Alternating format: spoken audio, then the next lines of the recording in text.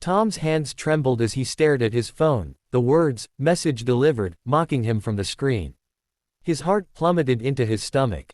The flirty text, meant for his buddy Mike as a joke about their disastrous dating lives, had just been sent to Elena Frost, the notoriously icy CEO of Frost Enterprises, the very company where he worked as a junior accountant. His mind raced through worst-case scenarios: termination, humiliation, never finding another job in this town.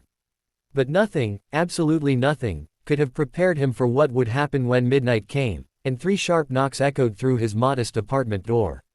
Tom had been a single father for 3 years, ever since his wife Sarah passed away from cancer. Their daughter, 6-year-old Lily, was his entire world, a bright-eyed girl with pigtails who still believed in fairy tales and thought her daddy was a superhero. He'd sacrificed career advancement opportunities, turned down promotions that required travel, and worked tirelessly to be both mother and father to her. Money was always tight, but love was abundant in their small 2-bedroom apartment filled with Lily's crayon drawings and the lingering scent of burnt pancakes from their Sunday morning tradition. The text had been stupid, really stupid. Mike had been teasing him about getting back into dating, and Tom had typed out something ridiculous meant to make his friend laugh. "I know I'm just a struggling single dad, but I make a mean grilled cheese and I've been told my dad jokes are top tier. Dinner sometime." He'd meant to send it to Mike with a laughing emoji, a joke about how pathetic his dating pitch would be. Instead, his exhausted brain had selected Elena Frost's contact. She'd emailed him earlier that day about a quarterly report, and now that message sat in her inbox like a ticking time bomb. Elena Frost was a legend in their city. At 38, she'd built a tech empire from nothing, known for her razor-sharp business acumen and her complete lack of warmth. Employees whispered that she'd never smiled in a meeting, never attended company social events, and had once fired someone for wishing her happy birthday. Tom had only seen her twice in person, once at the annual company meeting where she delivered a speech about efficiency without making eye contact with anyone, and once in an elevator where the silence had been so thick he could barely breathe. The hours after sending that text had been torture. Tom had put Lily to bed, reading her favorite story about a princess who saved herself, all while his phone sat face down on the nightstand, both beckoning and threatening. He'd considered sending a follow-up, an apology, but everything he typed sounded worse. By 11 p.m., he'd resigned himself to updating his resume and started browsing job listings with a sinking feeling in his chest. Then came the knock. 3 precise raps at midnight. Tom approached the door cautiously, peering through the peephole. His breath caught. There she stood, Elena Frost, still in an elegant charcoal business suit despite the late hour, her dark hair pulled back severely, her expression unreadable. He considered not answering, pretending he wasn't home, but another knock came, more insistent this time. He opened the door a crack. "Ms. Frost, I am so incredibly sorry. May I come in?" Her voice was crisp, controlled, betraying nothing. Tom's mind screamed warnings, but he stepped aside. Elena entered, her heels clicking on the worn linoleum, her eyes scanning the modest living room with its mismatched furniture and explosion of children's toys.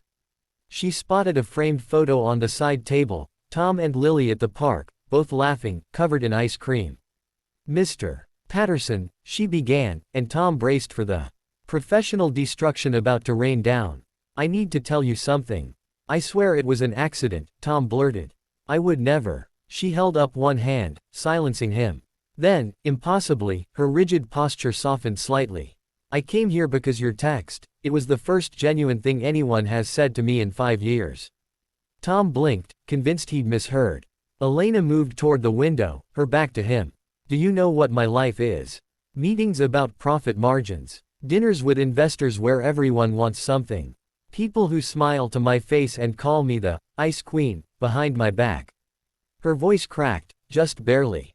"I've built everything I have by keeping walls up, by never letting anyone close enough to hurt me. And then tonight, I received a text from someone who didn't know he was sending it to me, someone who wasn't trying to impress me or use me, and it was about grilled cheese and dad jokes." She turned, and Tom saw something he never expected, tears glistening in Elena Frost's eyes. "I was engaged once," she continued quietly. "He left me 2 weeks before the wedding because I worked too much, cared too much about success. I decided then that emotions were liabilities. That caring made you weak." She gestured around the apartment. But you've lost more than I can imagine, and you're still here, making pancakes and reading bedtime stories and sending accidentally sweet texts meant for friends. You haven't let loss make you cold. Tom stood frozen, his prepared apologies dying on his lips. Ms. Frost. Elena, she corrected softly. And I didn't come here to fire you, Tom. I came because I've spent 3 hours sitting in my car outside this building, trying to remember the last time anyone made me laugh or invited me to something without an agenda. She took a shaky breath. I came to ask if that offer, the grilled cheese and terrible dad jokes, was real. Because I think I've forgotten how to be human, and maybe you could remind me. The vulnerability in her words shattered something in Tom's chest. Here was this powerful woman, this titan of industry, standing in his cramped apartment at midnight, asking him to teach her how to feel again. I have a daughter, Tom said carefully. She comes first, always. Any friendship, anything, has to understand that. I wouldn't want it any other way, Elena replied. I'm not looking for a business transaction or a romantic fairy tale. I'm looking for something I've lost, genuine human connection. Someone who sees me as more than a title and a bank account. A small voice came from the hallway. Daddy. Lily appeared in her pajamas, rubbing her eyes, clutching her stuffed rabbit. Tom immediately went to her, kneeling down. Hey, sweetheart, did we wake you? Lily looked past him at Elena with curious eyes. Are you a princess? You're dressed fancy. For the first time in years, Elena Frost smiled, truly smiled. No, sweetie, I'm just someone who forgot how to be a friend. But maybe your daddy can help me remember.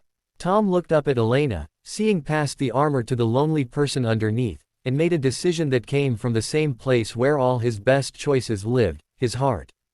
Come back Sunday morning, 10 a.m. I can't promise the pancakes won't be burnt, but Lily and we do breakfast right. No business talk, no agendas, just people being people. Elena nodded, wiping at her eyes quickly. I'd like that. I'd really like that. As she left, Tom stood in the doorway with Lily in his arms, watching the powerful CEO walk to her luxury car with lighter steps than she'd arrived with. His daughter yawned against his shoulder. Is she sad, Daddy? Yeah, baby. I think she's been sad for a long time. We can make her happy, Lily said. With the absolute certainty of childhood. We're good at that. Tom kissed his daughter's forehead, marveling at how a mistake, a midnight knock, and a moment of raw honesty had opened an unexpected door. Not to romance or advancement, but to something more precious, the chance to remind someone that underneath titles and armor and walls, we're all just people who need connection, kindness, and maybe someone to share burnt pancakes with on a Sunday morning.